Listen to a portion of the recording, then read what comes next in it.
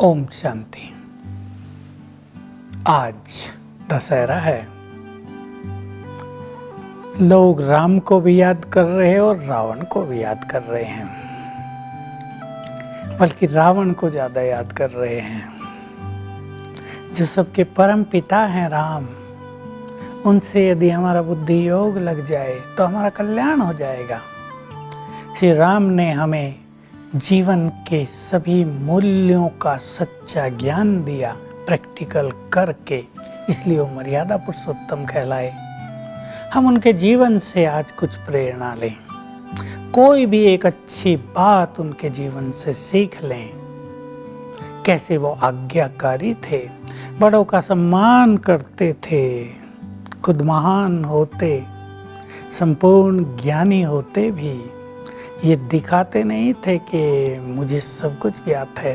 संपूर्ण निरहंकारी, क्रोध मुक्त, बहुत शालीन, नम्र चित्त, बहुत वीर, कूटनीतिज्ञ। हम उनसे कुछ सीखते हैं। तो आज रावण दहन भी होगा।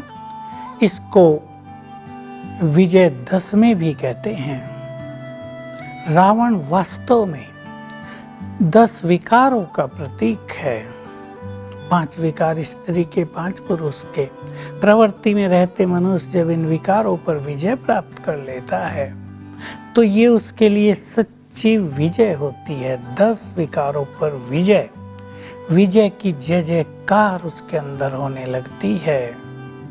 देखिए, रावण को बहुत बुद्धिमान भी दिखाया, चारों वेदों का ज्ञात था, बहुत बड़ा शिव भक्त, परंतु असुर कहा गया उसको, क्योंकि उसमें मनोविकार बहुत दिखाए गए, बहुत अहंकार और क्रोध दिखाया गया है, लालसाएं बहुत दिखाई गई हैं। हम भी यदि बहुत बड़े विद्वान बन जाएं, बहुत एजुकेटेड हो जाएं, लेकिन हम अहंकार को न छोड़ पाएं, क्रोध पर हमारा विजय न हो, नम्रता हमारा श्रृंगार न बने, तो हम कोई अच्छे मानव नहीं बन सकते।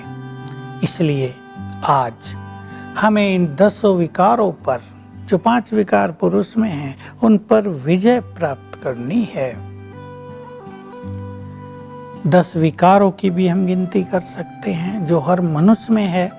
काम, क्रोध, लोभ, मोह, अहंकार, 5 विकारों के साथ ईर्ष्या, द्वेष, नफरत और घृणा, वैर भाव, आलस और अलबेलापन, ये 10 विकार मनुष्य के महान शत्रु हैं। तो आज जब रावण दहन हो, आप विचार करना, हम बाहर के रावण को तो जला रहे हैं, लेकिन हमारे अंदर जो रावण बैठा है उसको भी तो जलाना है। बहुत अच्छी कथा आई थी, जब रावण को जलाने जा रहे हैं तो लोग ही जलाते हैं, कोई पंडित जलाएगा, कोई भक्त जलाएगा, या समिति का अध्यक्ष जलाएगा। तो रावण पूछ रहा है, भाई तुम ये तो बताओ, मैं तो रावण हूं, पर तुम में से राम कौन है जो मुझे जलाएगा आज? तो क्या आज के श्रेष्ठ दिवस पर हम राम जैसा बनने का संकल्प लेंगे? क्योंकि रावण तो घर घर में आ गया है। हम सबको राम समान बनना होगा, तब हम अंदर के रावण को जला सकेंगे। नहीं तो हमारी सोने की लंका भी जल जाएगी, यानी हमारी धन संपदा, हमारी सुख शांति, ये सब जल जाएगी। ये भी तो हमारे खजाने हैं ना, असली सोना तो यही है। तो आज हम अपने जीवन से किसी एक बुराई का दहन अवश्य करेंगे। आप सब विचार कर लें, आप में अभिमान हो उसका दहन कर दें आज। आप में क्रोध हो उसका दहन कर दें। आप में धन की बहुत लालसा हो उसका दहन कर दें। आप दूसरे के धन पर कटु नजर रखते हो उसको जला दें आज। दूसरे के धन से आपके बच्चे सुखी नहीं हो पाएंगे, आप सुखी नहीं हो पाएंगे। मैं आपको कहानी याद दिला दूं, सुदामा ने श्री कृष्ण का हिस्सा खा लिया था जरा सा, दरिद्रता से गुजरना पड़ा पूरा जीवन। हम दूसरों के हिस्सा खाकर धनवान बनना चाहने के स्वप्न देखते हों, बिल्कुल अज्ञान है। इसलिए अपनी मेहनत की कमाई, अपने भाग्य की कमाई ही सुखदायी है। हम दूसरे की कमाई पर नजर बिल्कुल न रखें। कुंभकर्ण, मेघनाथ आदि के पुतले भी जलाए जाते हैं।